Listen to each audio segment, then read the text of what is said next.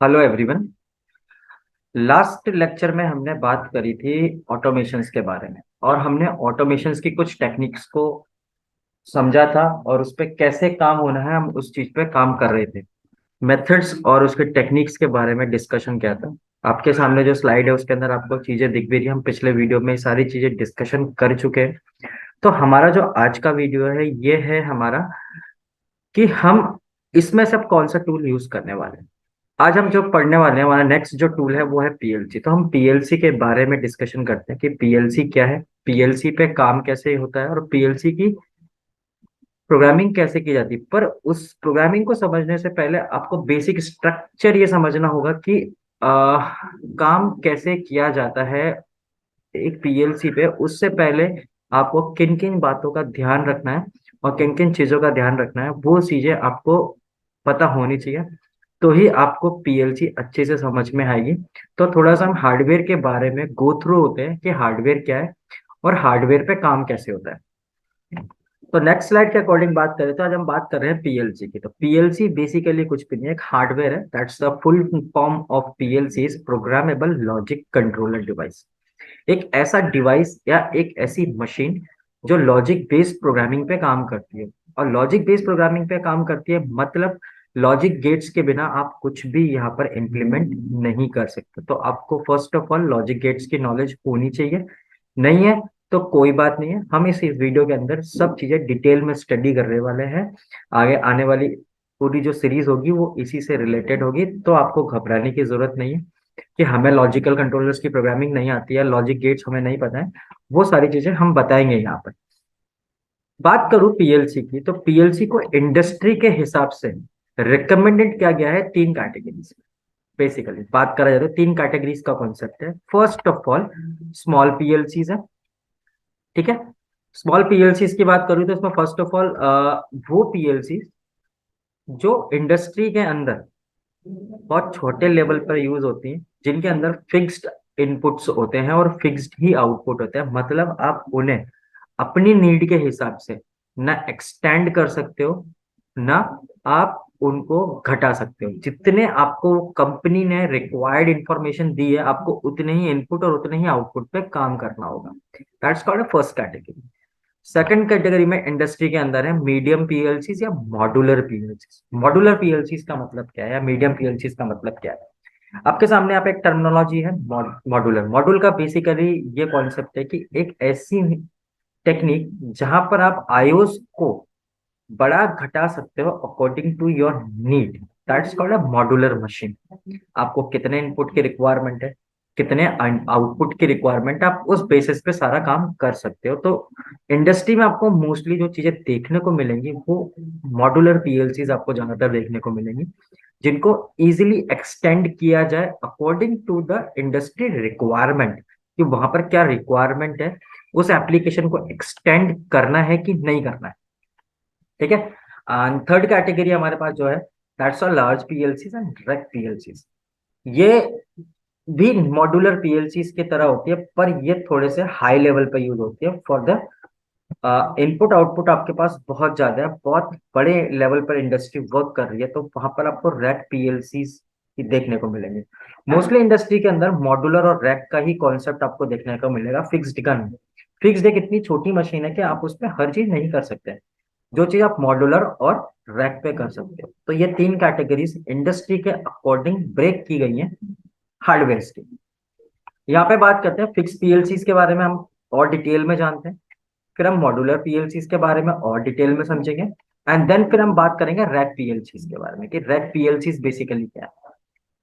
तीनों के अंदर बेसिक डिफरेंस क्या है हम उसकी डिस्कशन कर रहे हैं कि बेसिक डिफरेंस क्या है और उस पर काम कैसे होता है। आपको ये चीजें पता होनी चाहिए। सामने वाले ने आपसे कोई सवाल पूछा तो we have to provide the detailed information for the hardware. जैसे लाइक फिक्स्ड पीएलसी की बात करूँ तो इसके अंदर जो भी इनपुट या आउटपुट है वो फिक्स्ड होते हैं, मतलब नॉट चेंजेबल। आप उनको ना बढ़ा सकते हो ना घटा सकते हो। जितने आपको कंपनी ने दिए हैं आपको उतने ही यूज करने हैं। दूसरा आपका है number of iOS less than 13। मतलब हम ये देखें कि पीएलसी के ऊपर जो इनपुट्स डिस्प्ले कराए जाते हैं कि कितने इनपुट हैं कितने आउटपुट हैं, तो दोनों को जब जोड़ देंगे, सम करेंगे, तो टोटल वैल्यू 30 से कम है तो वो फिक्स्ड कैटेगरी की मशीन्स में जाता है। पर ये बात 100% श्योर नहीं है कि वो फिक्स्ड में ही जाएगा, वो मॉड्यूलर में भी जा सकता है, बट वो रैक में नहीं जाएगा, वो मॉड्यूलर मशीन्स में भी जा सकता है। तो मॉड्यूलर मशीन्स फिर कौन सी? मॉड्यूलर मशीन्स का मतलब है कि जहां पे आईओस की वैल्यू नॉट फिक्स्ड, आईओस की वैल्यू फिक्स्ड नहीं है, आपको वहां पर इनपुट आउटपुट अपने हिसाब से बढ़ाने भी पड़ सकते हैं according to your application need, कि आपकी एप्लीकेशन नीड्स क्या है।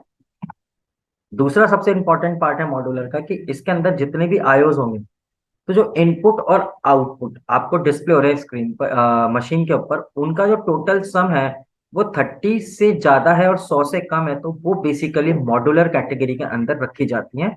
ये एक हिट एंड ट्रायल मेथड, हम इसको श्योर नहीं कर सकते, इट्स नॉट अ श्योरिटी कि ये बात ठीक होगी। हाँ, समझने के लिए मैंने समझाया कि ऐसा होता है, but that's not a surety कि ये होगा। इसको आगे चल के हम और समझेंगे कि क्यों श्योर नहीं है, क्या कारण है कि हम इसको एक हिट एंड ट्रायल कॉन्सेप्ट मानते हैं, मतलब तुक्का या भिड़ंत मानते हैं कि ये तुक्का है, हमने बिठाया है इस बात को। Number of iOS is fixed not fixed, rack का भी यही कॉन्सेप्ट है कि इसके आयोस फिक्स्ड नहीं होते हैं, बट इसमें आयोस की वैल्यू ग्रेटर देन 100 होनी चाहिए, तो वो रैक मशीन्स के अंदर जाता है। तो ये तीन कैटेगरी है, तीन कैटेगरी के अंदर दो दो डिफरेंस है कि दोनों तीनों के बीच में क्या बेसिक डिफरेंस है, आपको इसके बारे में पता होना चाहिए, तभी आप आगे फर्दर ऑन, क्योंकि प्रैक्टिकल एस्पेक्ट्स की बात नहीं कर रहे, प्रैक्टिकल अपनी जगह पे है, पर उससे पहले आप जिस टेक्नोलॉजी या किस हार्डवेयर पे काम कर रहे हो, आपको उसका बेसिक स्ट्रक्चर, लेआउट या हर चीज की नॉलेज होनी चाहिए। क्या उसके टाइप्स हैं, कौन कौन सी पीएलसीज मार्केट्स में अवेलेबल है, उनके अंदर क्या बेसिक डिफरेंस है, इसी चीज को समझाने के लिए इस स्लाइड को यूज किया मैंने, जिससे आपको मैं और अच्छे से समझा सकूं। नेक्स्ट स्लाइड है कि how to work on PLC, PLC पे काम कैसे करते हैं। पीएलसी पे काम करने के लिए आपको टू इंपॉर्टेंट पार्ट्स को ध्यान रखना होगा कि कौन से दो वो टेक्निक है जो आपको इनिशियल लेवल पे समझ में आनी चाहिए। First of all, basic step of PLC क्या है, लाइक पीएलसी वेंडर नेम कौन सा है, मतलब जिस कंपनी की आप मशीन यूज कर रहे हो, लाइक फॉर एग्जांपल मैंने यहाँ लिखा भी हुआ है कि एलन बेडली हो सकती है, डेल्टा हो सकती है, सीमेंस हो सकती है। उसके बाद मॉडल नंबर, मॉडल नंबर में हर ब्रांड के मॉडल्स हैं, आप किस मॉडल पे काम कर रहे हो वो मॉडल नंबर आपको मालूम होना चाहिए। उसको कैसे समझते हैं, कैसे देखते हैं, वो हम आगे चल के फर्दर ऑन बात करेंगे इन चीजों पे कि हम उसे कैसे देख सकते हैं। दूसरी चीज है कि other way to identify the hardware, मतलब हार्डवेयर को और कौन से तरीके से पहचाना जा सकता है। उसके अंदर जो सबसे इंपॉर्टेंट रोल जो प्ले करता है वो करता है कैटलॉग नंबर। कोई भी दुनिया का मशीन है या कोई भी प्रोडक्ट है या कोई भी आइटम है इंडस्ट्री से रिलेटेड, हमारे कपड़े भी हैं, हमारे पेन पेंसिल्स हैं, हम लैपटॉप यूज करते हैं, कीबोर्ड यूज करते हैं, हर किसी का एक नंबर होता है। बिना पार्ट नंबर के कोई मशीन नहीं मिल सकती मार्केट में, पार्ट नंबर इज कंपल्सरी। तो पार्ट नंबर को ही कैटलॉग नंबर कहा जाता है पीएलसी के केस में। Catalogue number is a number that prints on the hardware. कहाँ पे प्रिंट होता है? हार्डवेयर के ऊपर प्रिंट होता है, which provides by the company of PLC.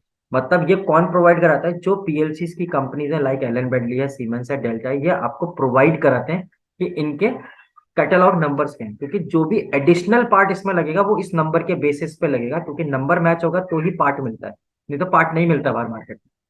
क्योंकि आप किसी वेंडर से कोई चीज खरीदने जाओगे तो वो बोलेगा, आपने बोला सर मुझे माइक्रोलॉजिक्स 1000 की पीएलसी दे दो एलन बेडली की, बोल देगा माइक्रोलॉजिक्स में तो बहुत सारे मॉडल है, मुझे कैटलॉग नंबर बताओ सर, आपको कौन सा कैटलॉग चाहिए।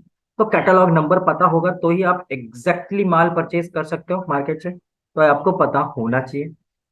फॉर एग्जाम्पल के लिए मैंने नीचे लिखा हुआ है कि एलन ब्रैडली की पीएलसी है तो उसका मॉडल होगा सपोज माइक्रोलॉजिक्स 1100, आपने बोला 1100। अब 1100 में बहुत सारी सीरीज आती है, 1100 ए, 1100 बी, 1100 सी, 1100 डी, ऐसे आता है। कैटलॉग बताओ, तो उसी के आगे कैट नंबर लिखा हुआ है 1761। जो पहली 4 नंबर है वो एक सीरीज नंबर है उस हार्डवेयर का। उसका लिखा है L32, L32 का मतलब है लेंथ 32, मतलब उस पर कितने इनपुट आउटपुट का सपोर्ट है। और फिर BXB, BXB का मतलब है कि वो एनालॉग सपोर्ट करती है कि करती है या डिजिटल सपोर्ट करती है कि नहीं करती। कोई भी पीएलसी वो डिजिटल सपोर्ट तो करेगी बट एनालॉग नहीं करेगी। एनालॉग ही पहचाना जाता है इस लास्ट 3 डिजिट नंबर से कि वो मशीन एनालॉग सपोर्ट है या नहीं है, ये समझने वाली बात है। इसको आगे चल के हम और डिटेल में देखेंगे कैसे इस चीज को समझते हैं। सेकंड हमारा है एग्जाम्पल सीमेंस। अब सीमेंस का जो है वो है S7 200 मॉडल। 200 का कैट नंबर है 6ES7। पहला नंबर जो है वो सीरीज का है, ये रूल है। दूसरा जो नंबर है सीमेंस का 12 12, that's called CPU number. Then उसके बाद है मैन्युफैक्चरिंग ईयर सीरीज, कि उसका मैन्युफैक्चर ईयर सीरीज क्या है, 1AB। देन उसके बाद है हार्डवेयर की लेंथ 40। एंड देन उसके बाद है OXBO। OXBO मतलब ये एनालॉग सपोर्ट होगी, बट कितना, आई डोंट नो। बट इतना पता है कि ये एनालॉग सपोर्ट मशीन है। बात समझ में आई? यही कैटलॉग का खेल है। आपको ये डिटेल समझ में आनी चाहिए, कैटलॉग पढ़ना आना चाहिए, क्योंकि आप जब इंडस्ट्रीज में काम करेंगे तो जो आपकी परचेज टीम से आप कुछ चीज माल मांगोगे तो वो कैटलॉग नंबर ही पूछेगा आपसे, मशीन का नंबर दो, तो ही मैं आपको उससे रिलेवेंट माल या उसका हार्डवेयर प्रोवाइड करा सकता हूँ यूजिंग वेंडर। वेंडर बताएगा कि वेंडर को देना होता है, क्योंकि वेंडर ही बताएगा कि भैया इसके साथ कौन सा सपोर्ट सिस्टम लगेगा। ये चीज है। नेक्स्ट स्लाइड पे आते हैं। पीएलसी के मॉडल्स कौन कौन से? पीएलसी के मैंने अभी आपके सामने दो मॉडल लिखे हैं, बहुत सारे हैं, कोई गिनती नहीं है मॉडल्स। पर बेसिक स्ट्रक्चर के समझाने के लिए पीएलसी का मॉडल क्या है, मैंने एक एलन बेडली का मॉडल आपके सामने रखा है 1100 पीएलसी का, और एक सीमेंस का रखा है S7 1200। ये एक मॉड्यूलर मशीन भी है एज वेल एज एक रैक मशीन भी है, क्योंकि ये जो मॉड्यूल्स लग रहे हैं ये बाय रैक लग रहे हैं, इसलिए रैक कैटेगरी में भी जा सकती है और ये मॉड्यूलर कैटेगरी में जा सकती है। एलन बेडली की जो पीएलसी आपके सामने दिख रही है 1100, ये भी एक मॉड्यूलर मशीन की है। बात समझ में आ रही है? तो मॉड्यूलर मशीन के ऊपर काम कर, ठीक है। ये पीएलसी के मॉडल है, ऐसे ही बहुत सारे हम फर्दर ऑन आगे पढ़ेंगे कौन से मॉडल पे कैसे काम किया जाता है। देखो, सब पे काम करने का तरीका एक जैसा है, कोई हार्ड एंड फास्ट नहीं है कि यार इस पे तरीका अलग है उस पे तरीका अलग है। आपको सिर्फ इतना समझना है, हाउ टू प्रोग्राम देम, इनको प्रोग्राम कैसे किया जाता है। That's called basics. आपको किसी सिस्टम मशीन के बेसिक्स पता है, आप दुनिया की किसी भी पीएलसी पर काम कर सकते हैं। ऐसा नहीं है कि मुझे एलन ब्रैडली आती तो मैं सीमेंस पे काम नहीं कर सकता, कर सकते हो, क्योंकि आपको पीएलसी आती है। उसका कोई मतलब नहीं कि वो सीमेंस की, कि डेल्टा की, कि एलन ब्रैडली की है। आपको पीएलसी पे काम आता है, फिर आपके सामने कोई भी हो। फॉर एग्जाम्पल, डेली लाइफ से लेते हैं। साइकिल चलानी आती है सबको, मोटरसाइकिल चलानी भी आती है, मोटरसाइकिल सब अच्छे से चला लेते हैं। अब वो स्प्लेंडर हो या फिर हायाबुसा हो या फिर हयाते हो, कोई भी कंपनी की बाइक हो, सबको चलाने का बेसिक लेआउट तो एक ही है, बेसिक डिजाइन तो उनका सबका एक ही है। बस फर्क कितना है, कोई बाइक अपनी सीसी के हिसाब से हल्की है, कोई भारी है, कोई एक्स्ट्रा फीचर के साथ है। तो चलाना कोई बहुत बड़ा बात नहीं है, आपको बेसिक्स पता है तो आप कुछ भी चला सकते हैं। दैट्स अ कोड, ठीक है। तो आज के लिए हम इस वीडियो में इतना ही रखते हैं, और नेक्स्ट वीडियो में हम आगे थोड़ा सा स्ट्रक्चर के बारे में, आर्किटेक्चर के बारे में बात करेंगे पीएलसी के। पीएलसी का आर्किटेक्चर क्या है, देन उसके बाद आएंगे हम प्रोग्रामिंग की तरफ बढ़ेंगे, ठीक है। तो वीडियो कैसा लगा आप कमेंट करके बता सकते हैं। प्लीज वीडियो को लाइक करें, सब्सक्राइब करें, ठीक है। Thank you everyone.